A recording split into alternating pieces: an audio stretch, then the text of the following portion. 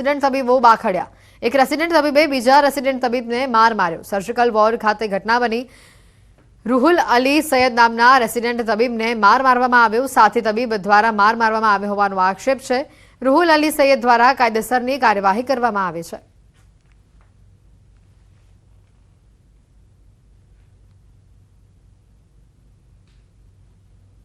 और मेरा colleague doctor Sameer वो आए थे और उन्होंने मुझे धक्का दिया और उससे मुझे हाथ और छाती पे चोट लगी।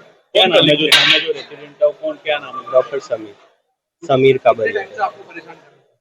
उनका स्टार्टिंग से ही मेरे साथ इशू रहा है, वो हमेशा बहुत गलत गंदी।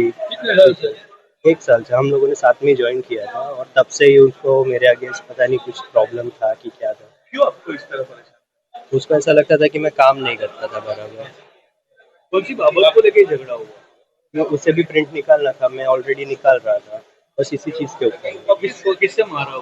वो तो सिर्फ धक्का दिया और फिर दाढ़ी खींच के दीवार के अगेंस्ट और जमीन को पछाड़ा। तो उसको धक्का मारा, असॉल्ट किया है और उसको पेन से वो करा है और हाथ में भी मारा है और कमर यहाँ भी है, रीढ़ पे भी लगा हुआ है।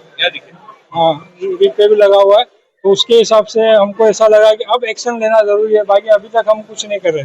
क्या किस तरह हम चाहते हैं कि बस उसको इंसाफ मिले। सूरत जिल्लाમાં માનસિક વિકલાંગ સગીરા પર દુષ્કર્મ મામલે બારડોલી સેશન્સ કોર્ટે ચુકાદો આપ્યો છે। આરોપી કુલદીપ રામાપતિ ગૌતમને 35 વર્ષની સખત કેદ ફટકારવામાં આવી છે। સુરતના 5મા એડિશનલ જજ આરપી મોગેરાએ ઐતિહાસિક ચુકાદો આપ્યો।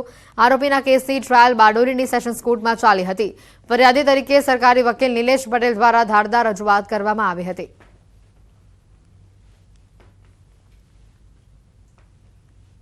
મોગેરા સાહેબે સદર આરોપીને કસૂરવાર ઠેરવી પોક્સો એક્ટની કલમ 4(2) મુજબ 35 વર્ષની સજા અને ₹15,000નો દંડ તથા પોક્સો એક્ટની કલમ 6 મુજબ 20 વર્ષની સજા અને ₹10,000નો દંડ અને પોક્સો એક્ટની કલમ 8 મુજબ 5 વર્ષની સજા અને ₹5,000નો દંડ કરેલ છે। એમાં કે આ ભોગ બનનાર જે હતી એ સગીર વયની હતી અને મંદબુદ્ધિની હતી।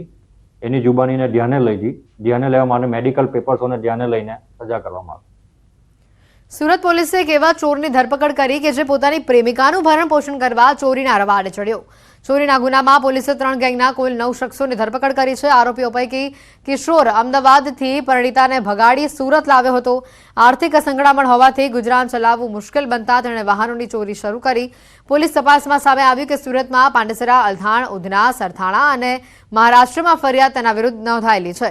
3 ગેંગના સભ્યો સાથે મળીને ચોરીની ઘટનાને અંજામ આપતા હોવાનો પણ ખુલાસો થયો છે। इस तरह से ये 3 ग्रुप थे। तो नॉर्मली इस तरह से 3-3 की टुकड़ी में काम करते थे और अलग अलग जगह से सूरत के विस्तार से ये बाइक्स की चोरी करते थे। और अभी टोटल 15 जितनी बाइक रिकवर हुई है इनसे, जिनमें से 5 बाइक है वो पांडेसरा पुलिस स्टेशन में चोरी के गुनाह में मुद्दामाल के रूप में दर्ज थी।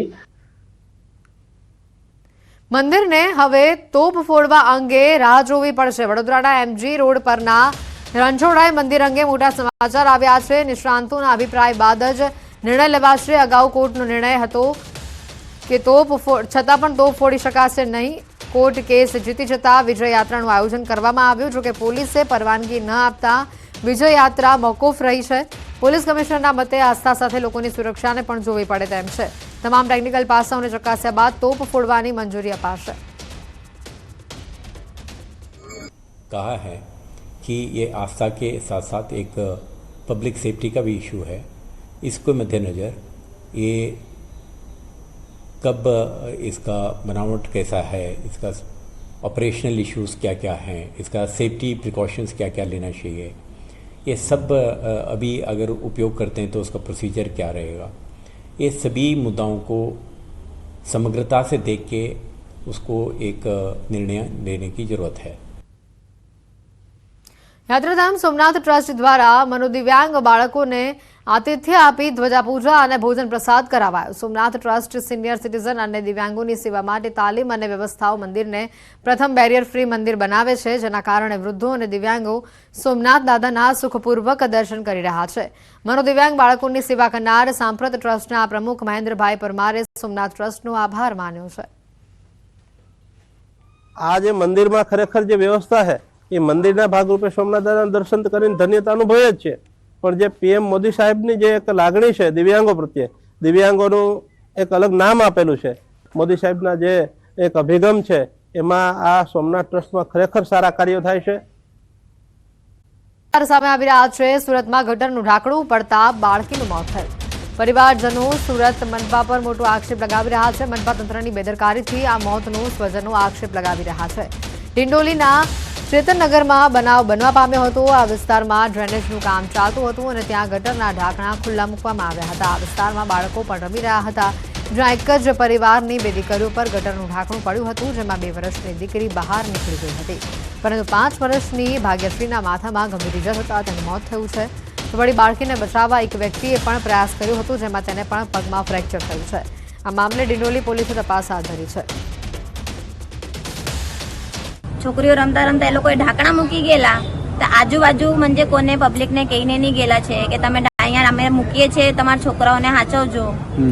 તો તા ઢાંકણા પાસે છોકરી રમતી રમતી તા ચાલી ગઈ. 2 છોકરીઓ, એક 5 વર્ષની છે, એક 3 વર્ષની છે.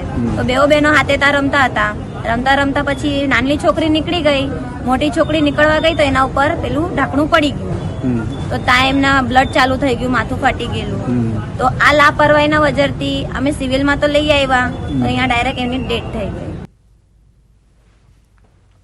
ઘટનાના આજે દ્રશ્યો પણ સામે આવ્યા છે. પરિવારમાં હાલ રોષની સાથે પરિવારમાં આક્રંદ પણ જોવા મળી રહ્યો છે. ગટરનું ઢાંકણું પડતા એક આજે માસૂમ બાળકે જીવ ગુમાવ્યો છે. 5 વર્ષની માસૂમ બાળકીનું મોત થયું છે. 2 દીકરીઓ ત્યાં રમી રહી હતી. 5 વર્ષની અને 3 દીકરીને આ 2 દીકરીઓ ત્યાં રમી રહી હતી અને 5 વર્ષની દીકરીના માથા પર ગટરનું ઢાંકણું પડતા તેનું સ્થળ પર જ મોત થયું. એક વ્યક્તિ તેઓને ત્યાં બચાવવા પણ જાય છે, પરંતુ તેઓના પગમાં પણ ફ્રેક્ચર થાય છે. વધુ માહિતી મેળવીશું. ફોનલાઈન પર સંવાદદાતા કીર્તેશ જોડાઈ ચૂક્યા છે. કીર્તેશ, આખી ઘટના ખૂબ જ દર્દનાક છે અને જે સ્થાનિકોમાં રોષ છે આ ઘટનાને લઈને તે પણ સ્વાભાવિક છે કે ગટરના ઢાંકણા આ રીતે મૂકવા અને એ પણ કોઈને જાણ કર્યા વગર તે ખરેખર ગંભીર બેદરકારી કહી શકાય. બિલકુલ, સુરતની આ ઘટના છે, તંત્રની ગંભીર બેદરકારી છે અને માતા પિતા માટે પણ લાલબત્તી સમાન કિસ્સો છે. સુરતના ડિંડોલી વિસ્તારમાં ચેતનનગર જે વસાહત આવી છે ત્યાં ડ્રેનેજનું કામ ચાલતું હતું અને રોડ ઉપર ડ્રેનેજના ઢાંકણા જે રીતે મૂકવામાં આવ્યા હતા ત્યાં બાળકો રમી રહ્યા હતા અને અચાનક ઢાંકણું એક બાળક ઉપર પડ્યું હતું. જોકે એક જ પરિવારની 2 બહેનો છે, જેમાં એક બહેનનો બચાવ થાય છે, જ્યારે બીજી બહેનને માથામાં ઈજા થાય છે. તેને તાત્કાલિક સારવાર અર્થે લઈ જવામાં આવે છે. ત્યાં ફરજ પરના તબીબો બાળકીને મૃત જાહેર કરે છે. સૌથી મહત્વની વાત છે કે જ્યારે આ ઘટના બની છે ત્યારે સ્થાનિક એક વ્યક્તિ બાળકીને બચાવવા માટે દોડી જાય છે, તો તેને પણ પગમાં ગંભીર ઈજા થવા પામી છે. એટલે કે ચોક્કસ તંત્રએ જે રીતે સામાન મૂક્યો હતો અને બાળકો રમતા હતા અને અચાનક આ ડ્રેનેજના ઢાંકણા બાળકો પર પડ્યા હતા, જેમાં 5 વર્ષની બાળકીનું કરુણ મોત થયું છે. બિલકુલ કીર્તેશ, આભાર માહિતી બદલ.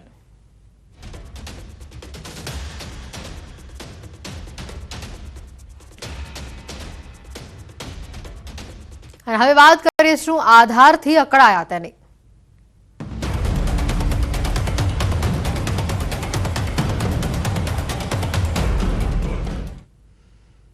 રાજકોટમાં આધાર કેન્દ્રની બહાર લાંબી કતાર લાગી. માત્ર એક જ કેન્દ્ર શરૂ રહ્યું. લોકોને ભારે હાલાકીજનક કારણે વેઠવી પડી.